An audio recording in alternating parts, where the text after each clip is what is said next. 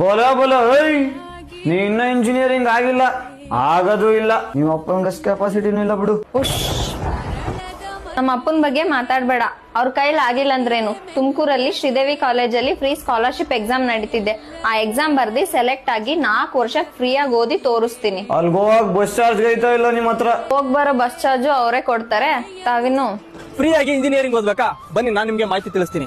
ಆದ್ರೆ ಅದಕ್ಕಿಂತ ಮುಂಚೆ ಒಂದು ರಿಕ್ವೆಸ್ಟ್, ಈ ವಿಡಿಯೋನ ದಯಮಾಡಿ ಎಷ್ಟಾಗುತ್ತೋ ಅಷ್ಟು ಶೇರ್ ಮಾಡಿ. ಗ್ರಾಮೀಣ ಭಾಗದಲ್ಲಿ ಇರತಕ್ಕಂತ ಬಡ ಮಕ್ಕಳಿಗೆ ತುಂಬಾನೇ ಅನುಕೂಲ ಆಗುತ್ತೆ. ನಮ್ಮ ತುಮಕೂರಿನ ಹೆಸರಾಂತ ಶ್ರೀದೇವಿ ಇಂಜಿನಿಯರಿಂಗ್ ಕಾಲೇಜಿನ ಶ್ರೀದೇವಿ ಚಾರಿಟಬಲ್ ಟ್ರಸ್ಟ್ ಕಡೆಯಿಂದ ಸ್ಕಾಲರ್ಶಿಪ್ ಟೆಸ್ಟ್ ನ ಕಂಡಕ್ಟ್ ಮಾಡಿದ್ದಾರೆ.